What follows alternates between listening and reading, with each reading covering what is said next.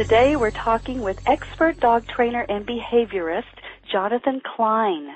He's the owner of the award-winning training and boarding facility I Said Sit School for Dogs in Los Angeles. He's a pioneer in the causative approach to training in which behavioral problems are solved by removing the cause rather than punishing the dog for the symptoms. Jonathan has trained more than 8,000 dogs over his 23-plus year career.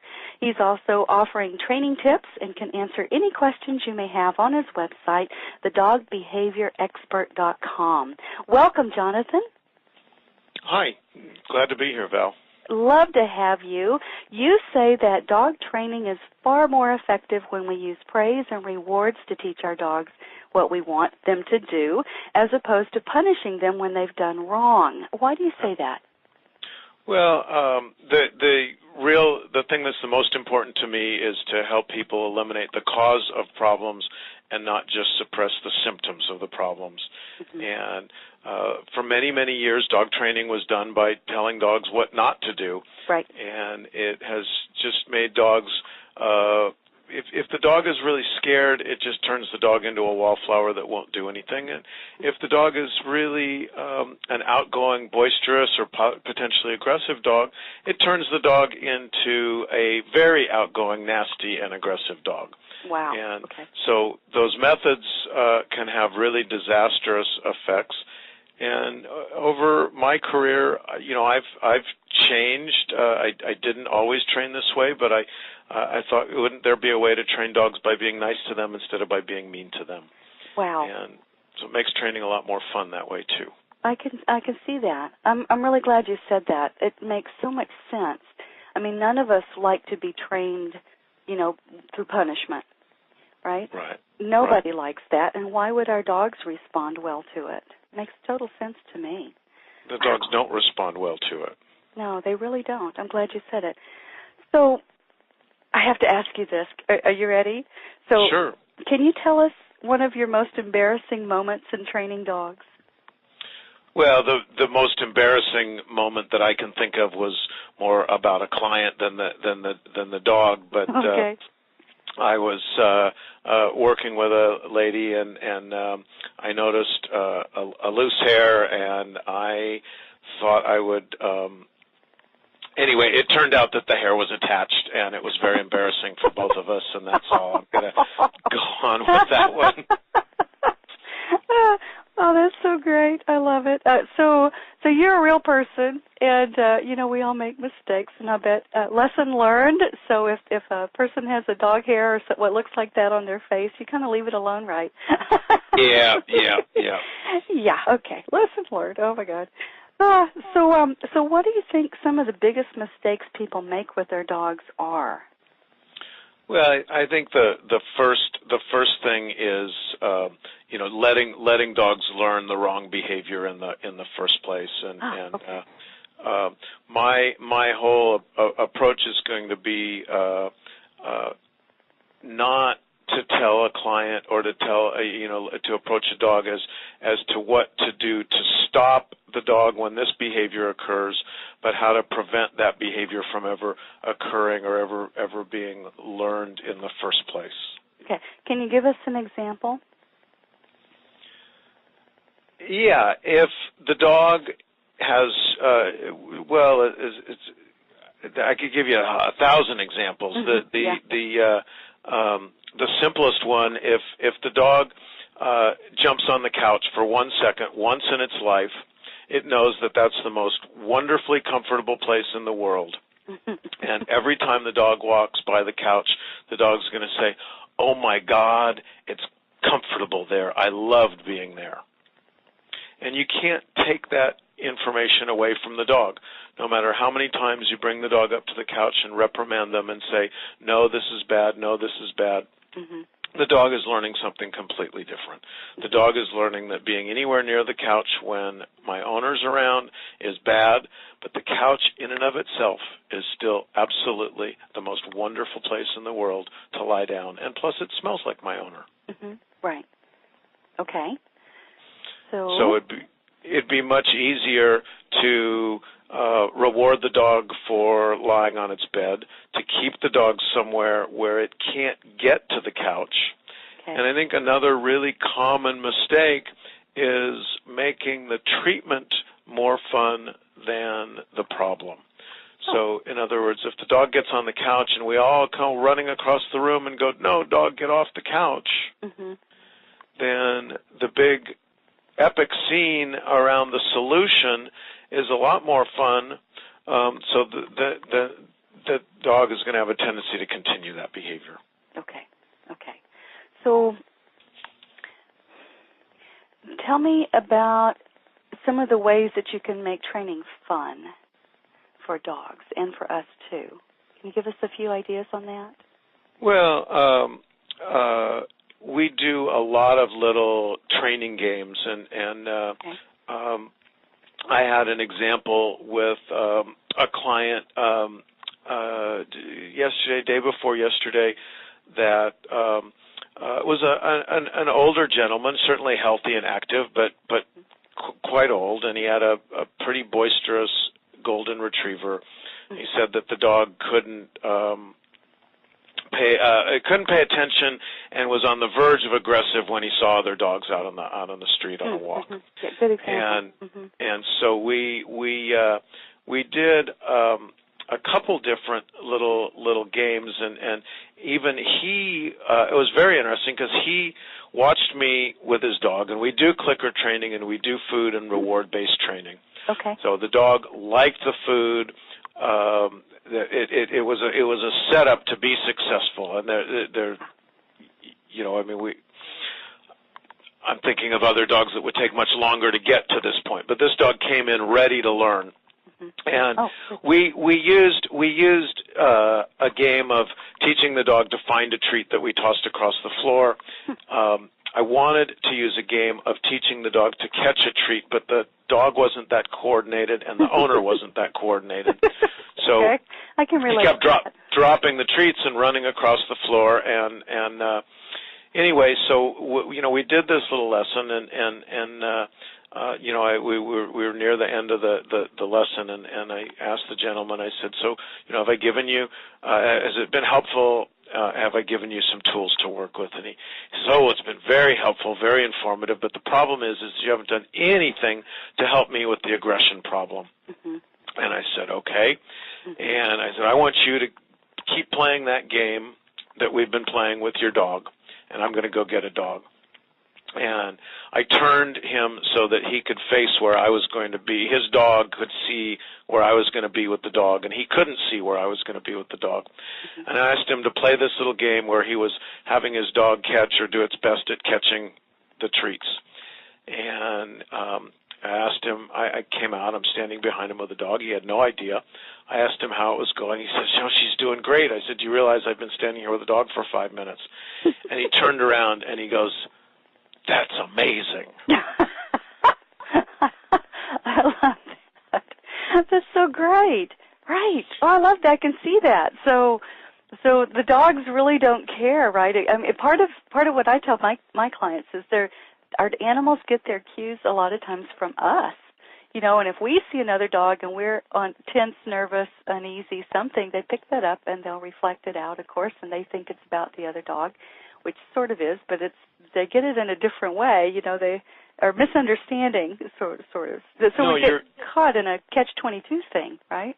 You're quite right, and even to take it a step further with this exact sort of situation like this client and exactly what you're talking about, we see a dog, we show fear or upsettedness because our dog is going to respond because we know it has, because it did yesterday or it did 5 minutes ago. Right. And the dog senses that.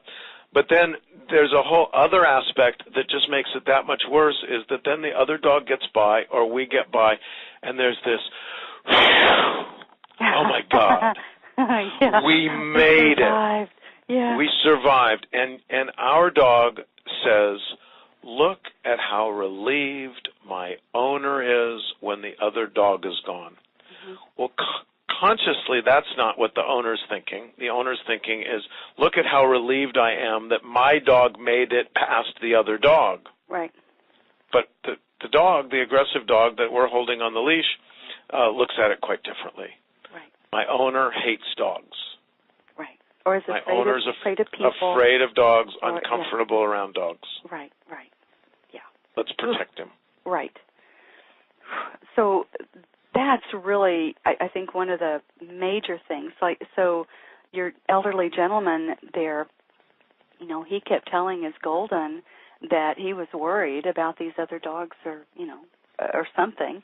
And so the dog is going to try to protect him, try to, you know, take care of his person.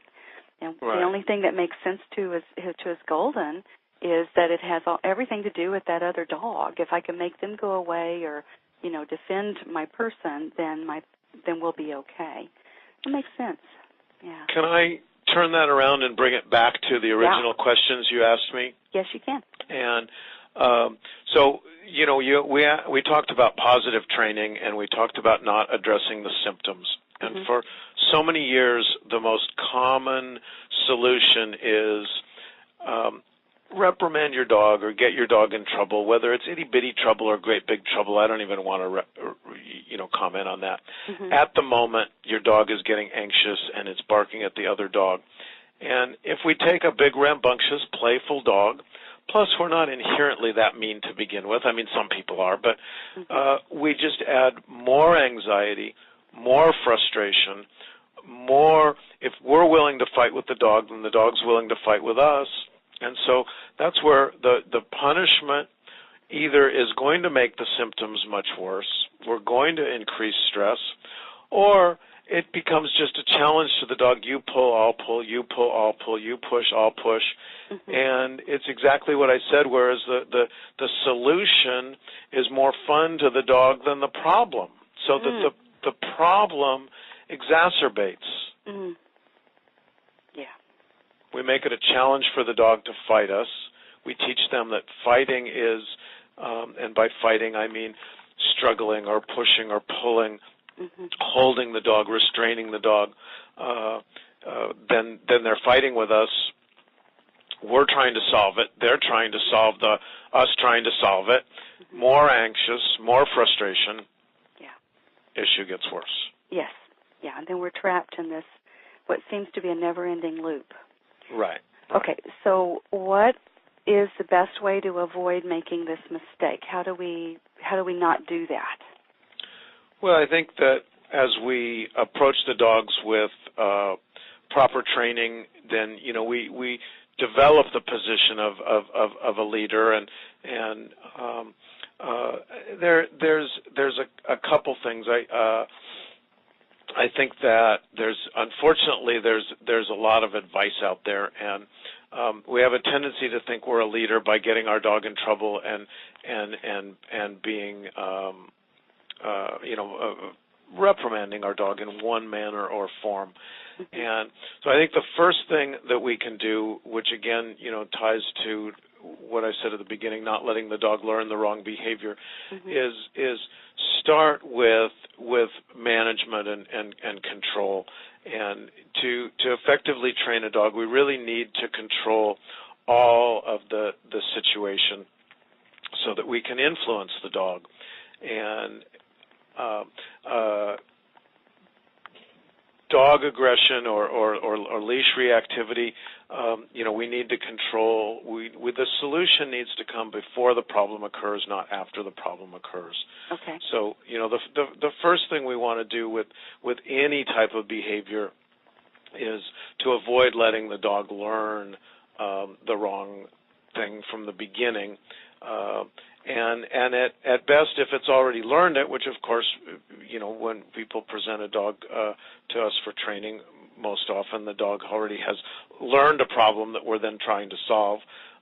So the best thing is not to let the dog continue. And very commonly someone will call me and say, so what I need to do is have you come over, and we're going to go down the street where that dog is that my dog fights with, and I'm going to show you how bad my dog is. Right. And I believe them. I don't need to see it. And the solution is to do a lot of training before we ever go back around that dog, just like the example with the Golden, so that by the time we get to the problem, it actually isn't a problem anymore. let's talk about leash reactivity specifically. Are you okay? Okay. So let's say your dog's already learned to pull and push and get anxious and be aggressive and all that stuff on the leash. And so you're saying what we want to do is start working with them and training them before we even get them out walking on the leash in the bad area where they usually react, or or dragging us down the street or knocking us down or something. So what kind of things would you do with them? What other things would you do with them to set them up for success? Well, what I describe to clients as a generalization is if we go by a dog 100 times and we have a frustrating, reactive, horrible, unpleasant situation, and especially since most of these cases, 99-something% of the cases are fear. It might manifest itself in aggressive behavior, but it's really an element of fear on behalf of the dog in virtually all of the cases. Oh, really? So okay.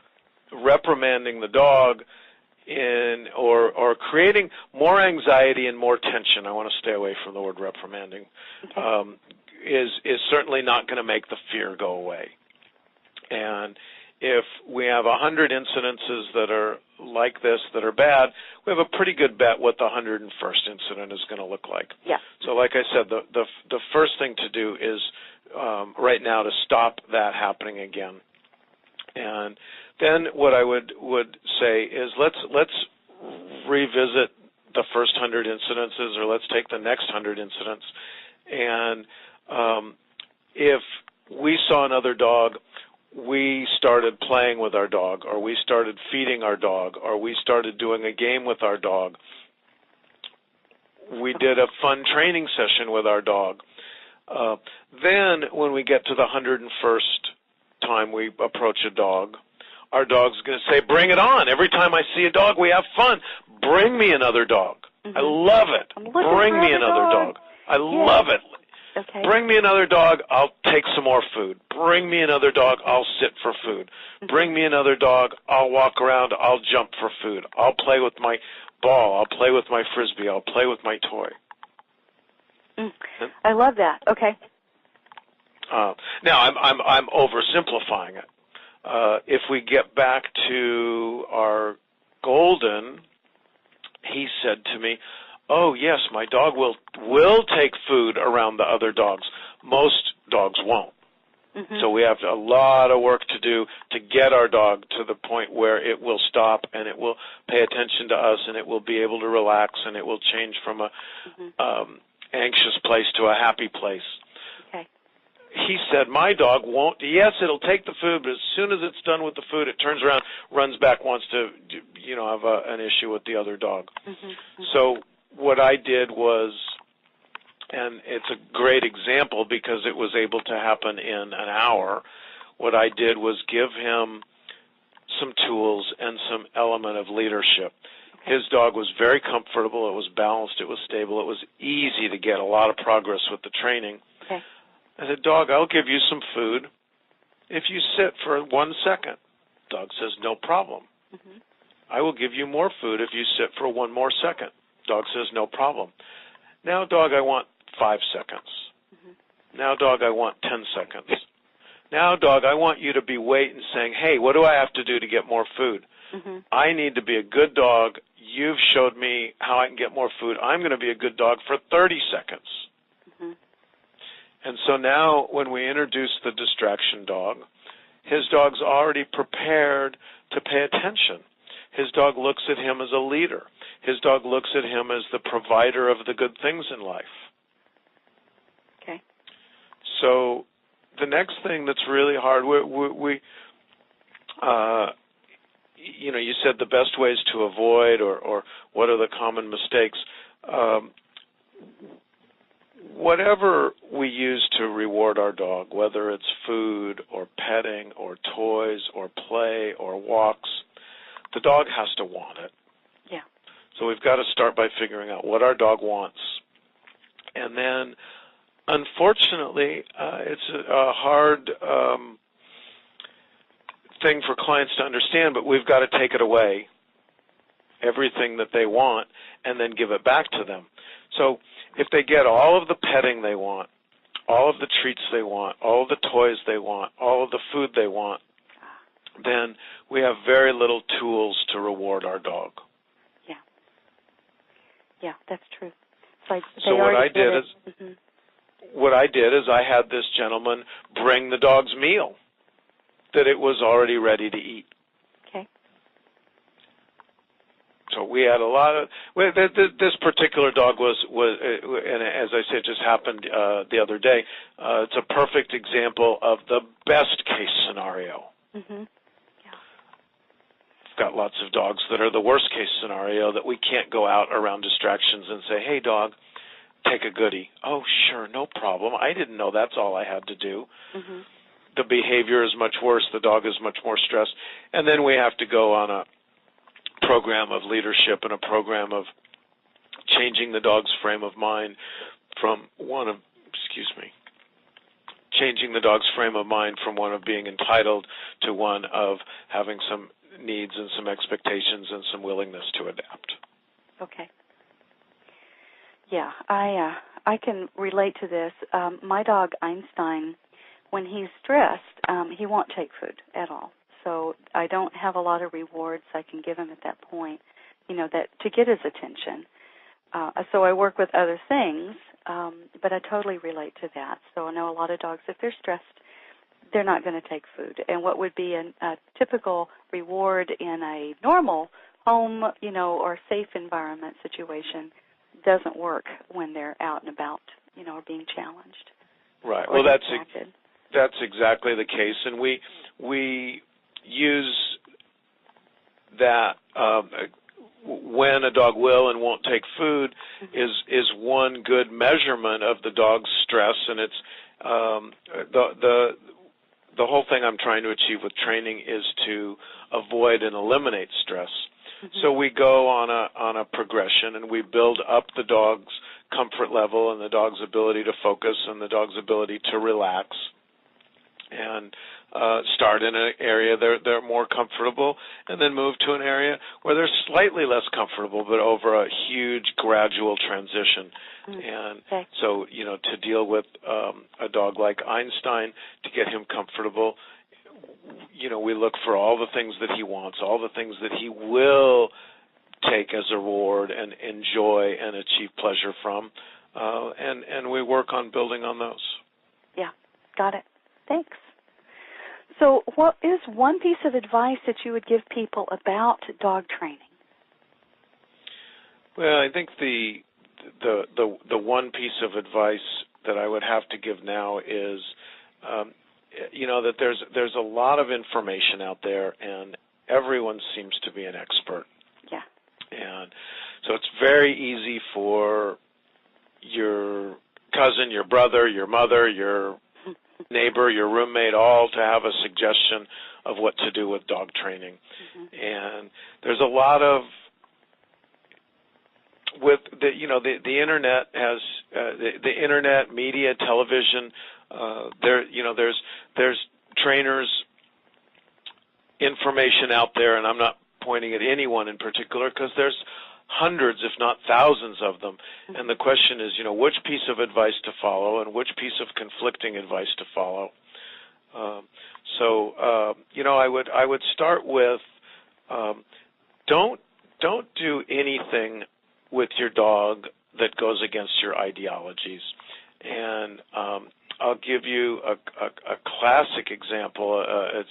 I don't know, this doesn't come as a horror story, but it's not great. And a client told me that they were working with a trainer, and their dog pulled, and the trainer pulled back on the dog. The dog did a backflip, landed on its back, knocked the wind out of his dog, and she goes, "But he never pulled again." Mm-hmm. And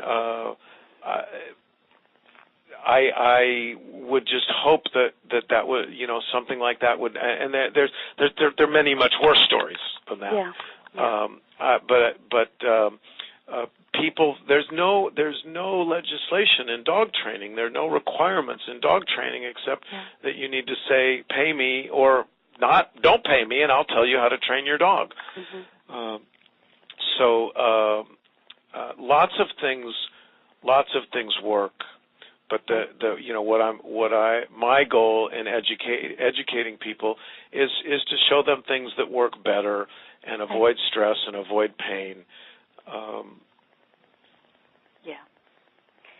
And I think, a big part of why that's so important is that when you're in stress or pain or tension, anxiety, fear, all of those things take a toll on our health. Right. And our well-being. Right. And it also, of course, goes to create an unstable dog. And when you've got an unstable dog, you've got an unpredictable dog, and a dangerous one, perhaps. Absolutely. Right. Absolutely. Got it. So what can we do then to avoid dogs becoming frustrated and having an unwillingness to change? Well, I think there are lots of things that I would put under the category of leadership, and believe it or not, I think that in the course of our relationship with a dog, if we teach a dog that they need to adapt, if you don't teach the dog that it needs to adapt, and you don't teach the dog that anything is ever going to change, you get a dog that is going to become frustrated, is going to become highly stressed when something happens different than what they're expecting.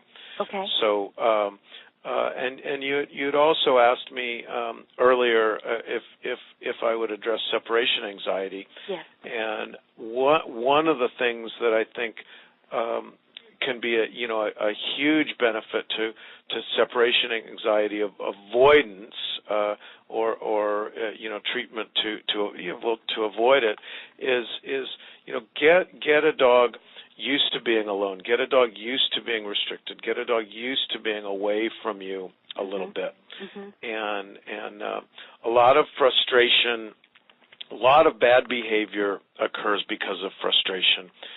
Barrier frustration in particular, and it can range from aggression to destructive behavior, scratching at doorways, yes. Severe separation anxiety, of course, dogs breaking down blinds and windows and screens and ripping up carpets to try to get through doorways. Mm-hmm. One of the things that an example. Long before I was a dog trainer, I had a dog in college, and I got the dog when it was a very young puppy. Mm-hmm. I was able to socialize it well.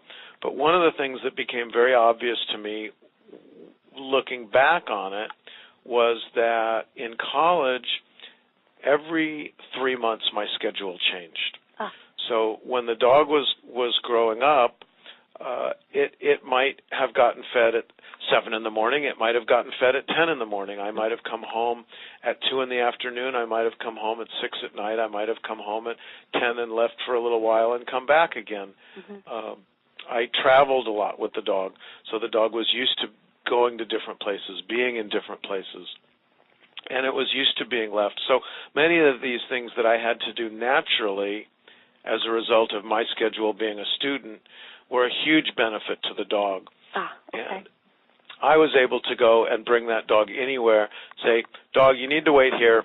I'm going to go out with my friends. We're going to go play a game. We're going to go out, see something, and we'll be back. We'll be back in an hour. We'll be back in a couple hours. We'll be back, Dog, stay here with my friend. He's going to take care of you. I'll be back tomorrow. Mm-hmm. And the dog never had a problem with that because it was adapted to that from the time it was very little. Mm-hmm. Right. Okay. So I'm really glad you're bringing up the separation anxiety. I know this is a really big deal for anyone who struggles with this issue. Why do you think it actually occurs? Do you think it's just because they had too stable a time frame and they weren't taught to be adaptable? I mean, do you think that's really the source of it? Well, I think that's an over generalization or simplification. Okay. the example that I gave with my dog in college is an extreme to one end. I had somebody call me. You asked if I could throw out some stories, and somebody called me with a dog. They had a problem leaving it alone, and they were retired. So one of the first things is when we're a stay-at-home mom or a retired or self-employed that work out of the house, we tend to have a lot more flexibility and a lot more ability to be with our dog more. So this couple called me, and literally they did not leave the dog alone, and they described where on Wednesdays he went and played golf and she stayed home with the dog, and on Thursdays she went and got her hair done and he stayed home with the dog. And then when they went out and they did errands, they'd bring the dog with them in the car, and when they'd go to the market, one of them would sit in the car with the dog and the other one would go into the market, and then they'd go to a store that the other needed to go, and the other would sit in the car with the dog and the other would go into the store. And so the dog had never had a chance to be alone, and we had accommodated the dog. It was never taught that it was okay to be alone. Now it's possible that in the particular case I'm referring to, that the dog they might have adopted it as an older dog. It might have come with separation anxiety, or they could have brought it up from a puppy in this way and been retired. Excuse me. We have to start teaching a dog to accept some degree of separation. Okay. And there's a big difference between the solution when there's a severe problem to prevention when we don't have a problem yet. Okay. So what are the steps that we can take to preventing it in the first place? Well, one of the things that I think makes a huge difference in what I will say will give us leadership in general is no rules and no structure teaches the dog that it can do whatever it wants whenever it wants.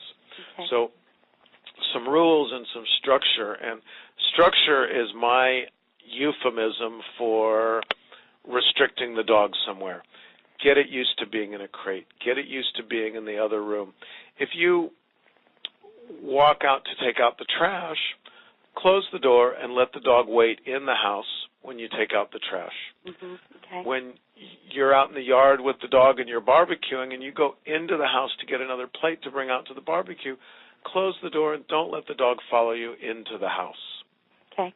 So those are just simple little easy steps to get the dog used to not following you around. Okay.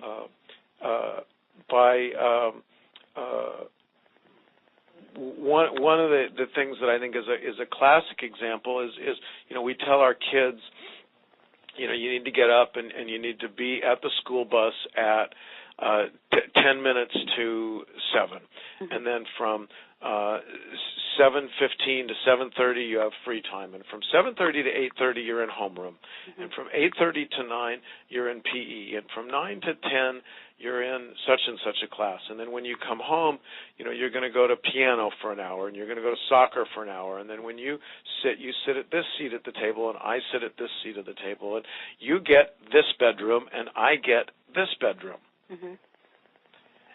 And everybody thinks that's perfectly normal to do with their child. Yeah. And then they take their dog and they go, dog, you go wherever you want, whenever you want, it doesn't matter.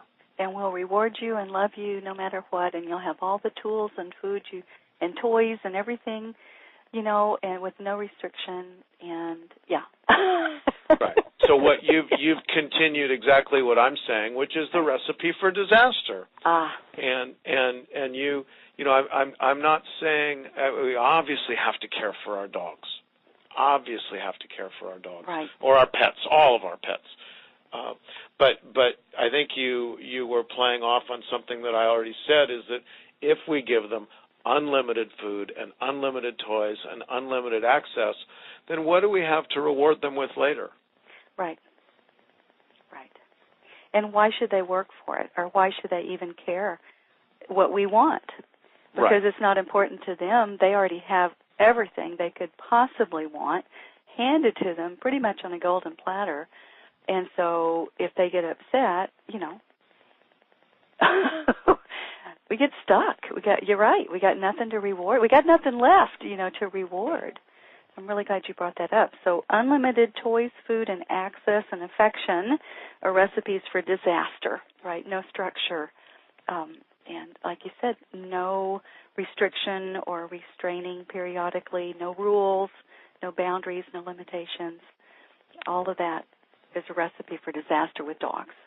Yeah, and I think that when I said there's a lot of advice out there, it's very hard to interpret what is actually good advice and bad advice, and we're learning more and more about dogs and body language. But I think the first thing that the average layperson interprets when we say there should be rules is that they need to tell their dog what they're doing wrong. And that's not what I mean by rules. What I mean by rules is we need to teach our dog what to do right. We need to teach our dog, hey, you know what, let me show you how to be over there. Be over there for 1 minute. Oh, good dog, here's a toy. Good dog, here's a toy. Good dog, here's a treat. Be over there for 1 minute. In fact, I'll tie you up by your bed and give you a toy, and now you're not going to learn to chew in the furniture. You're not going to learn to get in the trash. You're not going to learn to get on the couch. You're not going to go barking at the front door because you don't have access to any of those. I'm going to give you a toy. I'm going to reward you for being on your bed. We do a whole lesson with clicker training of clicking and treating for the dog, learning to settle on their mat.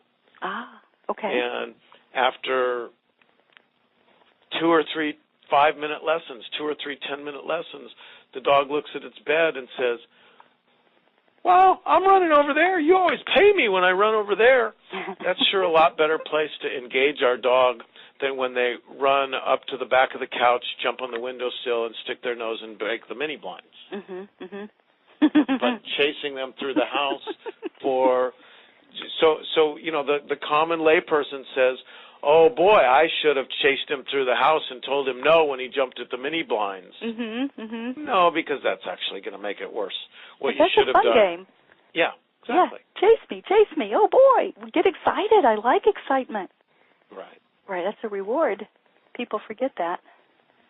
So, what we do is we try to put our dog in a position to learn by us being I think of it as we're their coach, we're their mentor, and we need to teach them what to do. We can't just expect them to know it.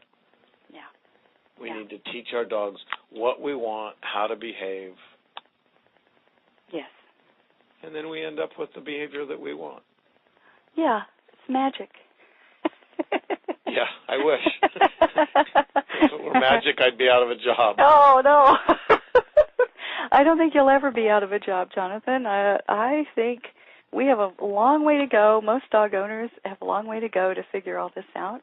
But I'm really glad you brought that point up because I know that, what you focus on, you get more of. What are you feeding? You get more of. If we're always focusing on what they're doing wrong, like you said, chasing through the house, getting excited, that's a reward. And if they have, no rules and restrictions and boundaries and we're chasing the wrong behavior, then they'll never be any better. And you're right, we're not being good coaches and mentors to our dogs who need us to tell them what to do right. That's really the key. They want to know what to do right. I agree. They're not trying to be bad dogs. They just need to know what to do right. So I love that. So, Jonathan, how can people get more? Well, I have I operate a dog training center in Los Angeles. Okay. It's called I Said Sit, and it's thank you. It's one of the only full dog schools that's just specifically a dog school. We do boarding, we do daycare, but it's just specifically for training. Okay. And I also have a website. I Said Sit as a website, iSaidSit.com. And I have another website where I answer behavioral questions. It's called thedogbehaviorexpert.com. And we do have a Q&A on there, Ask the Trainer section. So they can contact us through the website, and, of course, you'll have some links to us on your website. Yes, we will. I love what you're doing. It's so critically important. I am a dog lover. I have a dog. I know intimately how difficult things can get.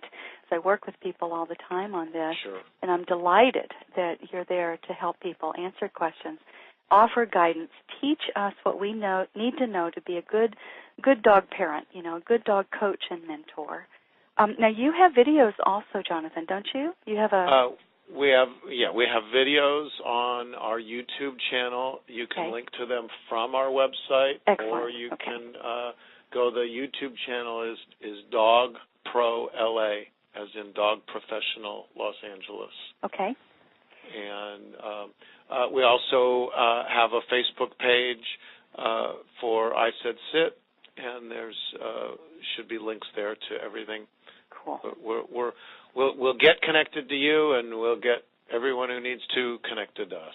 Excellent. Thank you so much. And anyone who needs your phone number for the I Said Sit School for Dogs, that is 1-800-400-TRAIN, TRAIN, or 8724. Is that correct? Yes. Okay, so 1-800-400-TRAIN, TRAIN, or 8724. Okay, your websites again are www.isaidsit.com and thedogbehaviorexpert.com. So I hope everyone listening who has dogs, knows people who have dogs, sends them to you to teach us how to be better our dog's best friend. How can we be our dog's best friend if we're not a good dog coach and mentor? No, that's great. I love that. Thanks so much for your time, Jonathan. Val, thanks for having me. It was great to talk to you, and be happy to help anytime. Love it. Thank you so much. Okay, so we'll end it here, everybody. Thank y'all for listening, and we'll talk to you later, Jonathan. Bye. Okay, bye-bye.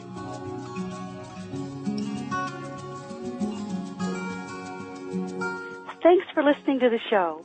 For more information or to listen to other podcasts, go to valhart.com/blog.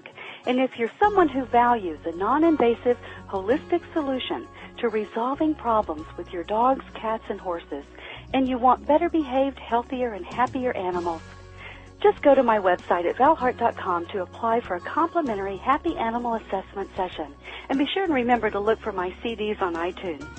Learning how to talk with animals is fun and will change your life. So while you're there at my site, get my free Quick Start Animal Talk course and check out the world's first complete Animal Communication Made Easy system. May the love of animals bless you, teach you, inspire you, heal you, and reconnect you to the circle of life.